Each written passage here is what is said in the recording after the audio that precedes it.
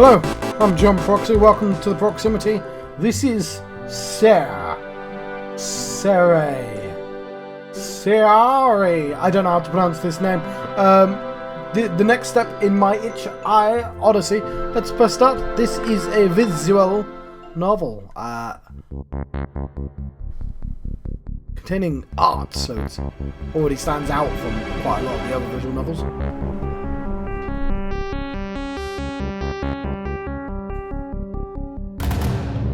I mean, more art. It seems like it's more art.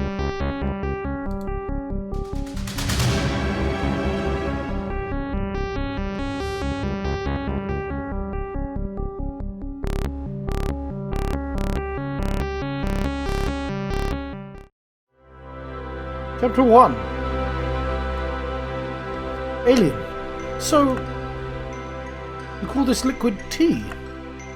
The alien is holding a little teacup in their big hands.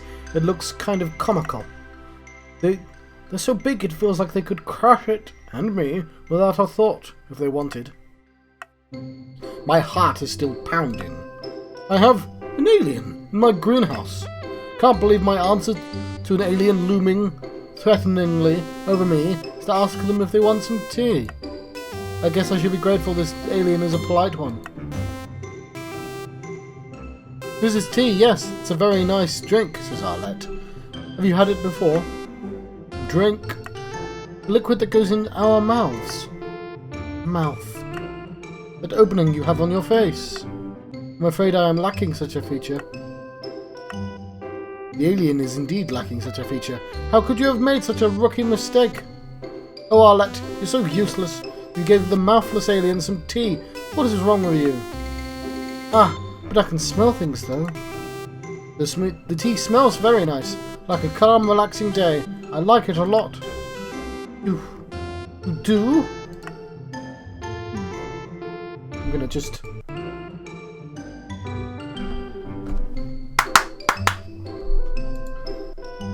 Right, I've placed myself on the other side so I'm not covering up the writing, or at least not the name of the person talking. I'm very glad you think so. I picked up the chamomile. This tea... What? I picked the chamomile. This tea is made from myself. What? Commas, game. Commas. I picked the chamomile, comma. This tea is made from, comma, myself. It's not just for pedants. It's so I can understand what the sentence says. I do find it very soothing as well. And, well, I thought, look, the fucking commas right there! You know what they do! And you hardly needed it for this one.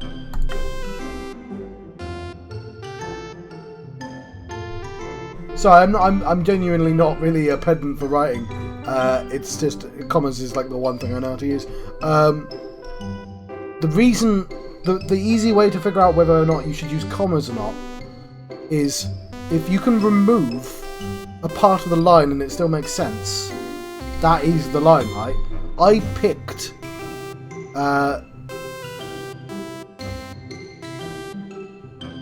the chamomile myself. Right, that's the sentence. I picked the chamomile myself. I do find it very soothing as well. So this tea is made from is extra information. So you can put it in brackets, which is, you know, not how a real person talks, or you could comma. I picked the chamomile, comma, this tea is made from, comma, myself. So you spoke, you add a little bit of extra information, you're back onto the line. Anyway, sorry, that's really pedantic, and I'm not normally...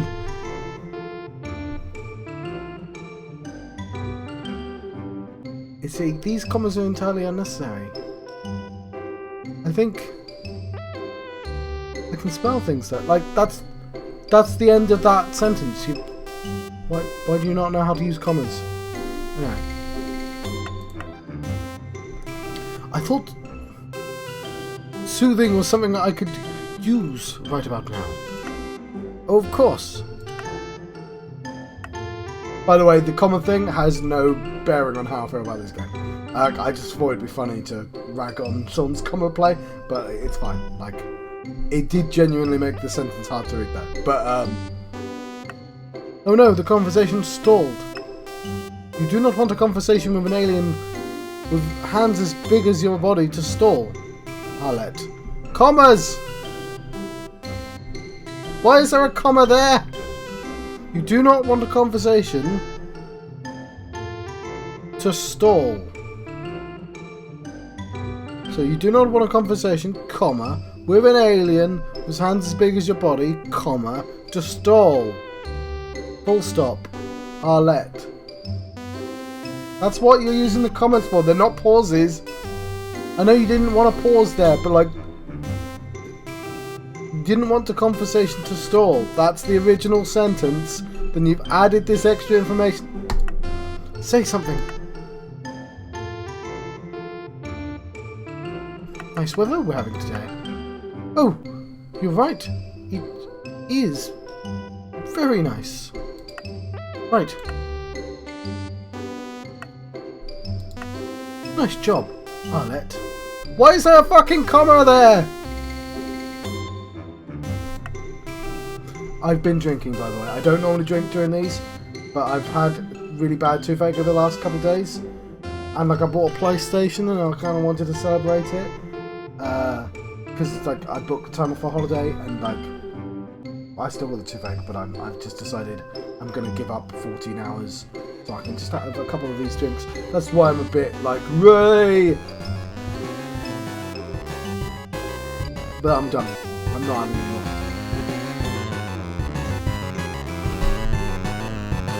Especially since I'm shouting at it, a very charming game. Oh, almighty Empire, forgive me.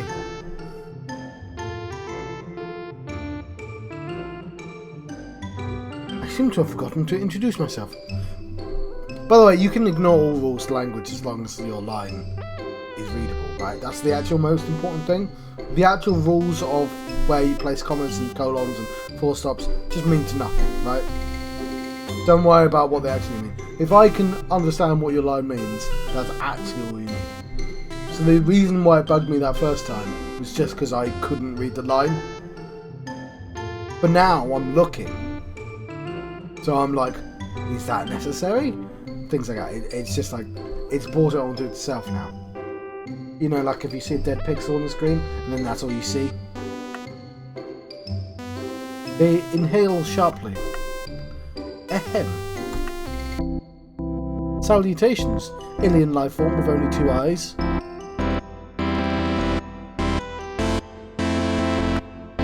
I am the second daughter of Grand Commander Hupak.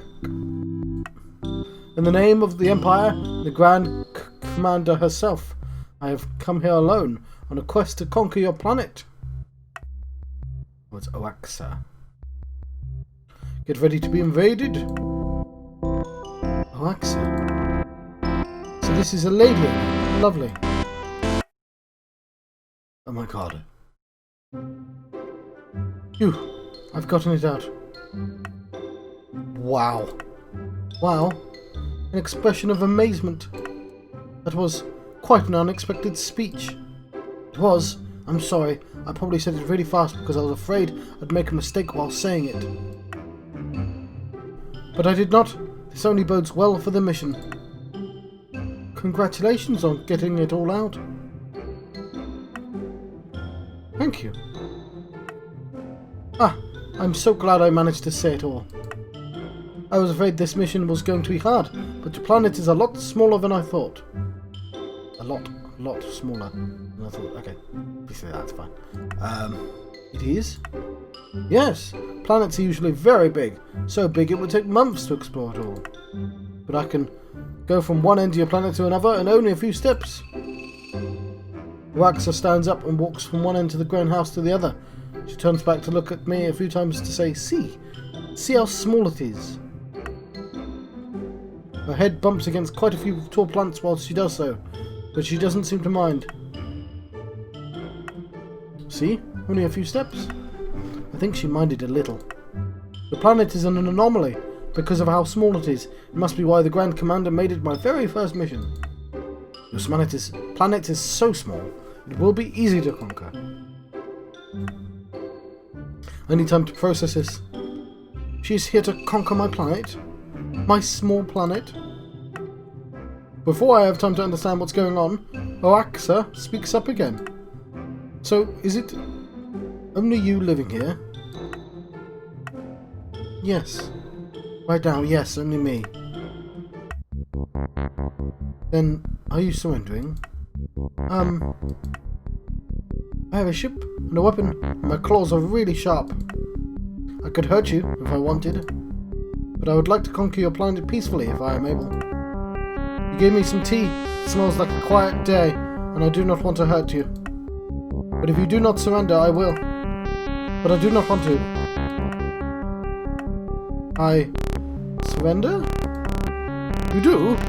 Yes, I do. Then... Her eyes lit up. Then I just conquered your planet! Yes, you sure did. Oh. So... I did it! I like the clicking noise. It's not too intrusive. It's not a page turn, which annoys me. I just realised it annoys me, because it's like a really long noise. Oh, Grand Commander will be so proud. She might even look at me and tell me I did a good job. Wow. Congratulations. Thank you. Wow. So, alien life form Arlette. It turns out I cannot actually leave my ship until my ship is repaired. I look over at her ship. It looks fine to me, but crashing into the glass ceiling and onto a solid ground must have done some damage to it. Some panels in her ship are urgently flashing, which probably means pay attention to me, I'm not working correctly. It's mostly the communicators that's broken, I think. I can't manage to get in contact with the Empire. It's almost like the signal is jammed, or like it's ringing but no one is answering. I think something must be wrong with it. So, alien life form Arlette. Yes, alien life form Oaxa. As you have been conquered, would it be an inconvenience if I stayed on your planet until I managed to repair my ship? It is no problem at all. Feel free to take as long as you need. I have not really talked to people in some time. I'll be glad to have some nice company for a change. I'm happy to hear it. That you do not mind me saying... Not... What? Not that you... What? Yeah, I'm glad to hear it that you don't mind me saying. Not that you have not had nice company in a long time. Someone like you should have nice company with her always. I hope I'm up for the challenge. Oaxa turns around to work on the ship, which is perfect timing because I can feel myself blushing. You're so gross, Arlette. She keeps tinkering with her ship for a minute, pressing small buttons and typing things on a monitor. I'm actually impressed her big hands can handle such delicate work. Well, she did not hold a teacup without... She did hold a She did hold a teacup without breaking it, after all. There, I fixed the worst of it.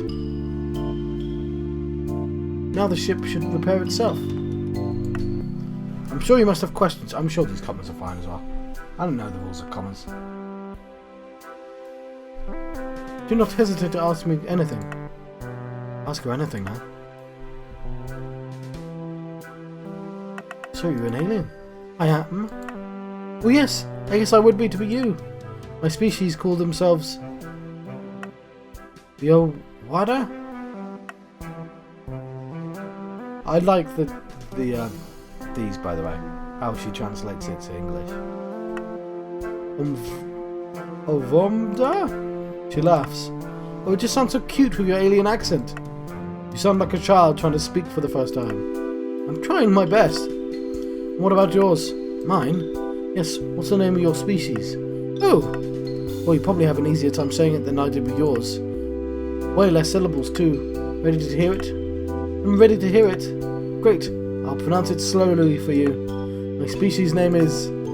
I smile, take a deep breath, and and blow a raspberry at her for 15 solid seconds. You got me. I hide my grin behind my hand. Success. And how are you speaking to me, even though you have no mouth? Oh, that one is easy. I make an electric signal that is sent directly to your brain. So telepathy? Neat. You have a telepathic alien in your home, and an alien can access your brain. Oh god, has she been able to read my mind this whole time? Oh, of course not. Oh god, she just read my mind.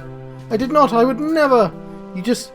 Well, you tend to say things out loud sometimes. Things that I do not think you always mean for me to hear. Oh. Wax, sir, giggles in my stupid brain. You've been doing that now and then. I thought it was one of your alien customs, so I did not mention it. But yes, you do that. Stupid brain. Wait, so how are we understanding each other? You speak the same language as I do? No, but I have this. Oaxa shows me a little pendant that was hidden by the fluff around her neck. The little thing is a translator. Picks up what I'm sending to you and translates it into a language you can understand. And the reverse is also true. That is how we're talking to each other. So if I turn it off, she presses something on the pendant. Those noises happen.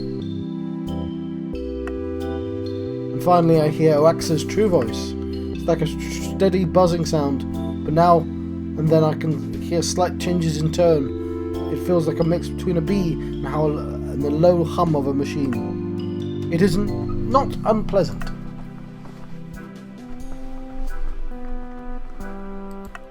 But yes, I really can't understand her at all. I wonder what you're saying. I hope not anything bad. It wouldn't be the first time people said bad things about me to my face. But from you I'd feel a little betrayed. Person I met literally 17 minutes ago. Ugh. Oh gee, oh gosh. Hope the deadly alien with the deadly claws and the pretty glowing eyes isn't saying mean things about me. Priorities, Arlette. Wow. Oaxa sighs and closes her eyes slowly. She looks like how I look after eating a delicious cake. She presses something on the pendant and it lights up again. I knew it! Your voice is as lovely as you are. What? Your voice through the translator was already wonderful, but hearing your true voice was like a song, like the sound of the sea makes at night. It is enchanting. I could listen to you talk forever. What? What? Alien lifeform, Arlette. You look upset, are you? Tactical retreat. Huh? I'm going. It's been a blast, but I have to retire for the day. I'm going to sleep. Good night. I will. See you tomorrow. Understood. I shall stay right here and try to fix my communicator and wait for your return. Until we meet again, alien lifeform Arlette. Yes. Aye. Until we meet again, alien lifeform Oaxa.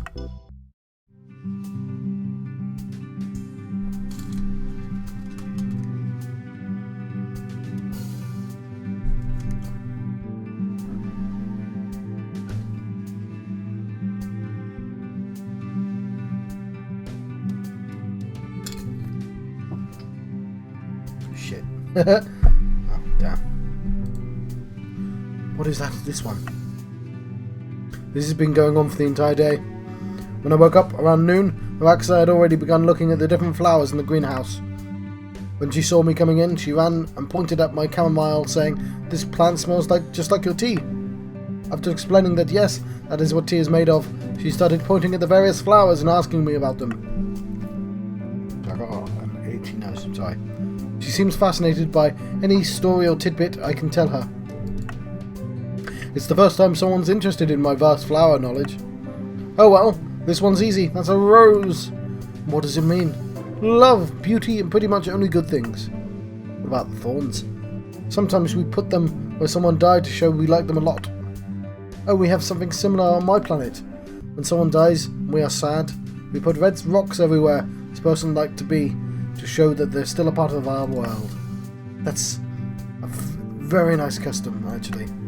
Yes, I put a lot of them myself. Oh, before I had time to ponder that one, she swirls around and points at another flower. What about this one? Oh, this is Narcissus, the sign of vanity. There's a story about a man that looked at his reflection for so long he became this flower. Why would he do that? Like Greeks? Who knows? Why they do anything? Not actual Greeks, I mean the gods.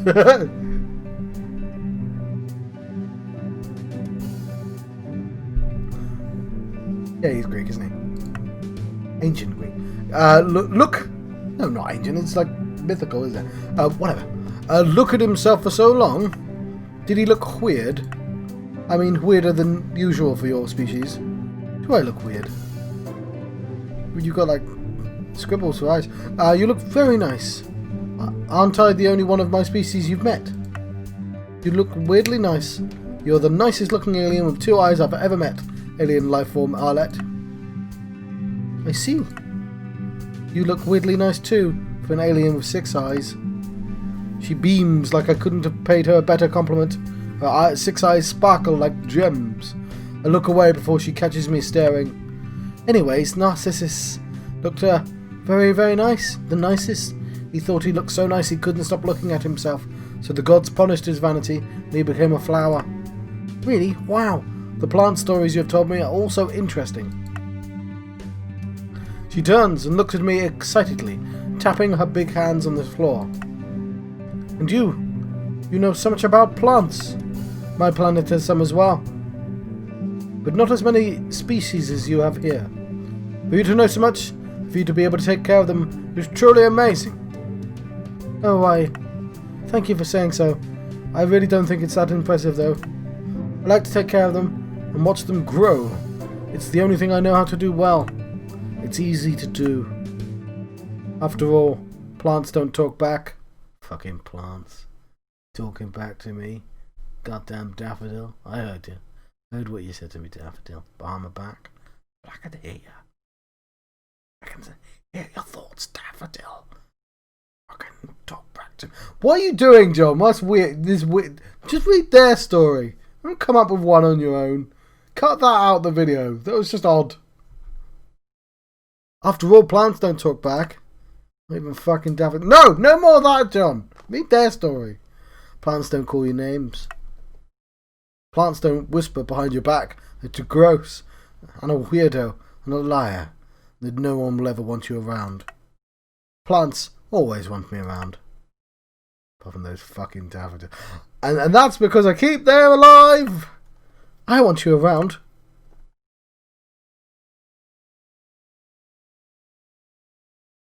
I sure hope I didn't say any of that out loud. Oh God. Oh no. Oh beans, I think I did. I want you around, Arlette. You teach me things about all kinds of plants and you are nice and you give me nice smelling tea. And I see the way you look at the plants and I see how much you love them. And you are good, Arlette. You're good. You're so, so good. I mean, you might not feel that way when you realise that she's lied to you about the size of this planet. Please stop saying those things about yourself. Alright.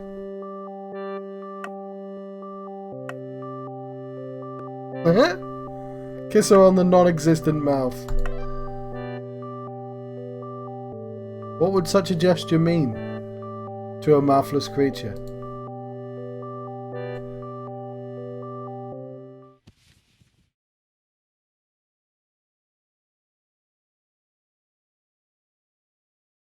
Araxa, mostly likely unaware of what a kiss is, even on account of not having a mouth, bypasses my mouth and presses her face to my neck. It feels like being hugged by your favourite teddy bear. The one that you always had with you when you were a kid. That one that knows all your secrets, all your worries, and accepts you always. Anyways, even. This is very nice, but... I tap her arm gently. It feels like touching a warm, fuzzy stone. Araxa, thank you, but you can let me go now. I'm okay. Araxa doesn't let me go. In fact, she hugs me and presses me against her and starts nuzzling me. She feels so warm and so there. I wish I could enjoy being hugged by a nice lady, but Her fur is tickling me, and it is unbearable. I start laughing uncontrollably. Tickling! Tickling! You're tickling me! I do not know what that means, but if it is an alien word for holding you tight, then yes, I am tickling you. Please feel free to hug me till you feel soothed and happy. Rest assured, I shall not let you go. You have my support. There it is. This is how I die. Not being killed by a murderous alien, but being hugged to death by one. I laughed so hard, I think I snorted a little. Scratch that, I snorted really loud. Hearing me laugh so heartedly, Oaxa gasps and stands back suddenly, still holding me. Finally, Arlette. You laughed! Oaxa, was this your goal all along? You terrible alien, conquering my planet wasn't enough. You had to get me to snort and laugh like an idiot as well. Oaxa giggles. I can feel the rumbling of her laugh from where she's holding me. Yes, what a beautiful laugh it was, as graceful and delicate as yourself. God, and she probably means it too. Oaxa and me laugh, holding on to each other. I feel her laugh inside my head, like a buzzing, filling me with warmth. I can't remember the last time I've laughed this much. After a while, we start calming down and just look at each other.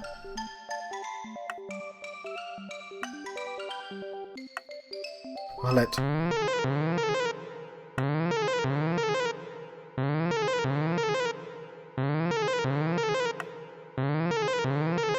Oaxa's ship is ringing. Makes a strident, awful noise, the kind you wish you could ignore, but it will never let you. A communicator? I thought it was broken. I feel Oaxa's arms shaking. Whoever it is, it must not be something. It must not be about something good. Who's calling her?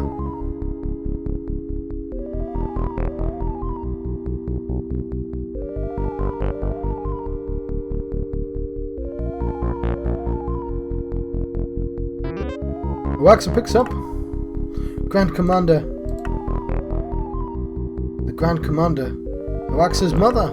Why would she be calling? Oaxa's usual loud buzzing noise is now reduced to a hesitant whisper. She's too far for me to figure out what she's saying.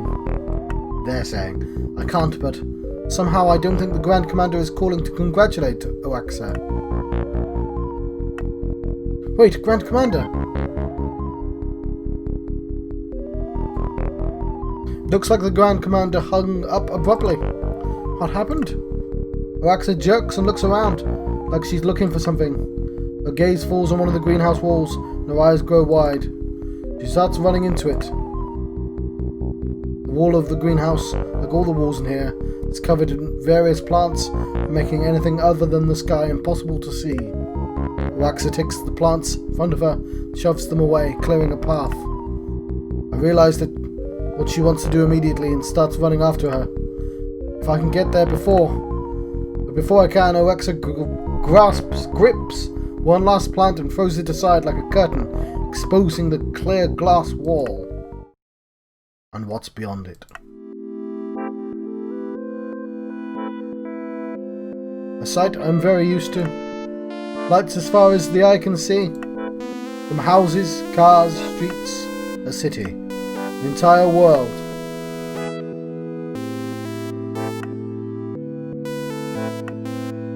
I knew I couldn't hide it forever. The greenhouse is in the middle of the city after all. It's actually quite impressive she didn't notice for so long.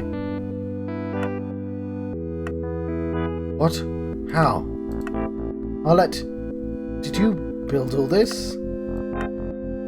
No, you could not have. This is too grand a scale, Oh, Empire, protect me. This is Earth, isn't it?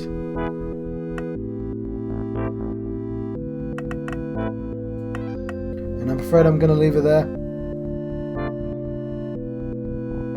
Let's have a look at what the next game is. Well, we'll have our impressions first. Right, I've been tasked with drawing the last person who said I love you too. Which is fitting because we're talking about Serre. which means I've cheated because I'm supposed to be doing Codebouncer. I've decided to switch the games up to fit better with the theme. So, this is all set in a greenhouse. We don't have the colour green. We do have blue. So what we should do is we're going to have it dark outside for the city. Yes. And then we're going to have lots of blue. We're going to have the greenhouse. We'll draw it grey actually.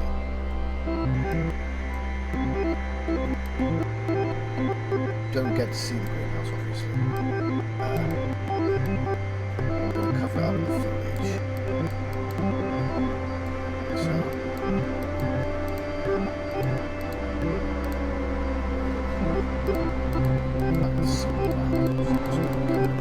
Well, I guess we'll see this better.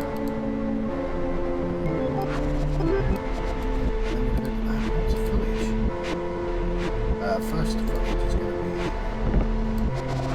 too big. Lots of things, right? Lots of roots.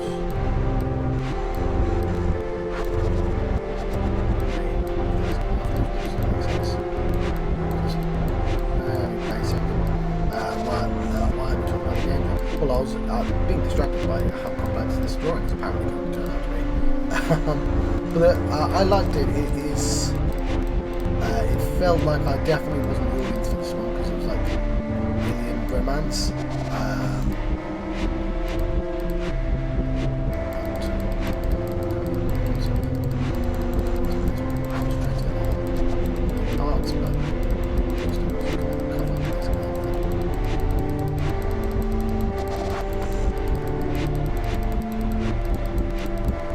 I think that would do.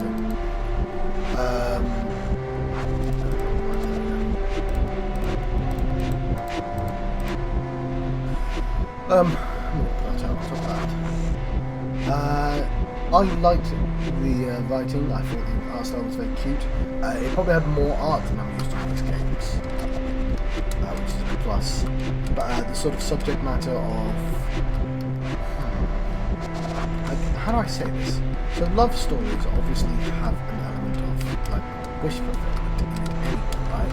When you're watching a romance, you're the person in the romance, right? Like even though there's a lot of, I guess the word is shipping. I'm too old to say that word without like underline. Here we go. Let's hope I'm using that word correctly. But like really, you're putting yourself in a position. You're saying, I'm there. And I know it's kind of a sad tale because it's not just like a romantic story between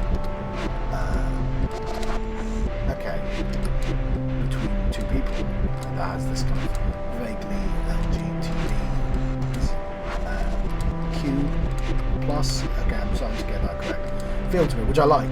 But there's the sort of sadness, and I don't mean oh, blues are sad. You know, there's a sadness to it because there's this girl that's never been complimented.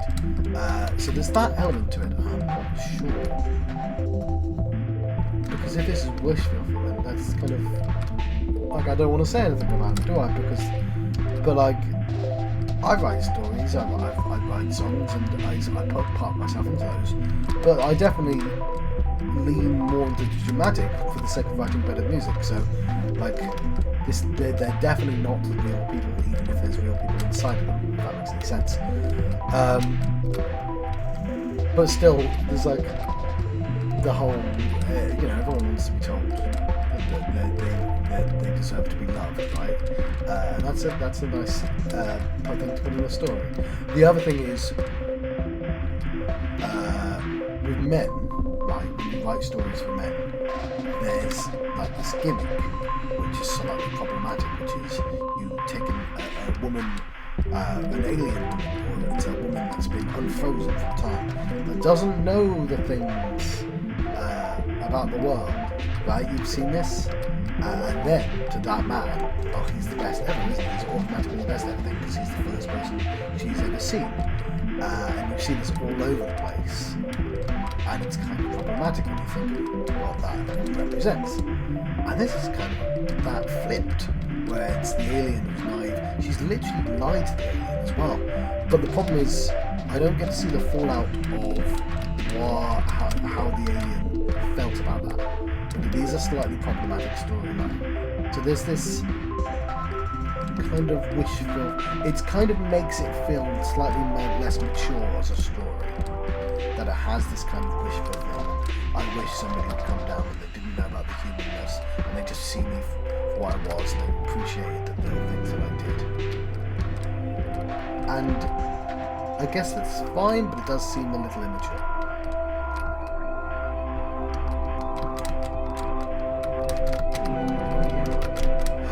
That's a new thing. It's a stamp. I've never seen the stamp before.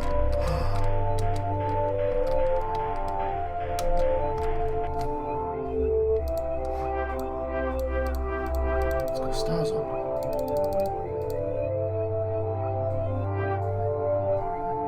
What happens if I change the colour of the stamp? It's different things for different colours. That's amazing. That's going to help loads.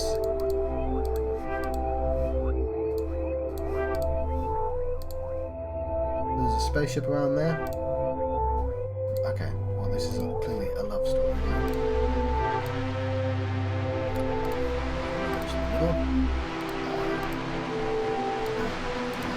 Sets of characters which will have to pick.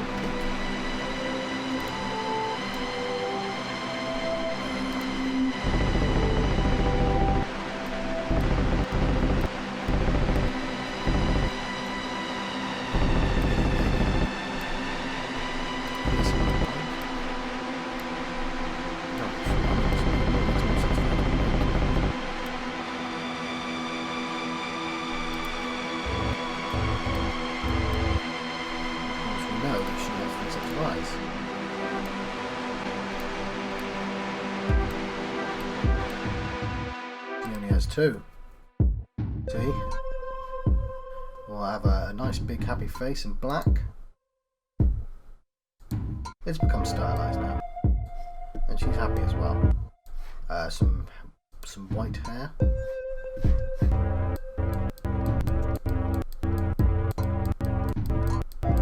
we go.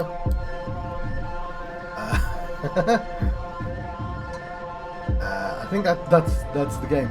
I enjoyed it, and I think I've reasonably described why.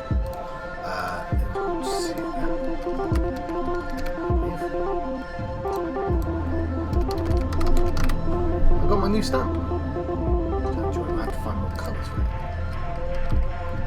Okay, that's a good idea.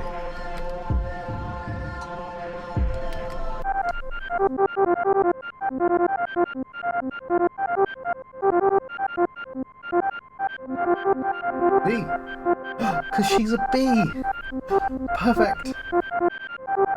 Right, that was Serre. I still don't know how to pronounce that word. Our next game is Wakamarina Valley, New Zealand. I don't actually think this is a game, more than an actual place that somebody's just rendered. But it's something I can play and record, so I'm going to do it anyway. Realistic exploration photography, John. That's the word. Set in the countryside of New Zealand. Let's have a closer look, shall we?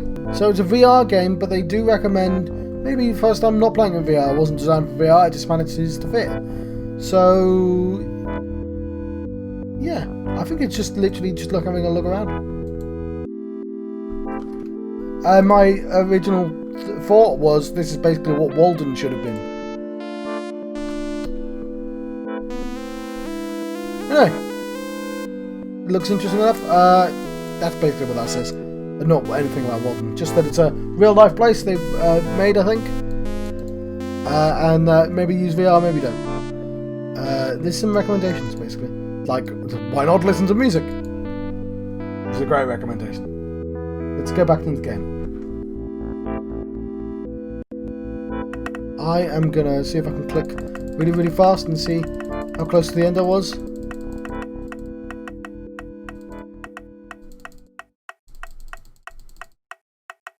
Alright, not that close to the end. Anyway, I'm going to let you go. I've been John Proxy. You're now leaving the proximity and my Itch.iOdyssey. We'll see you in the next game. Thank you. Thank you for watching.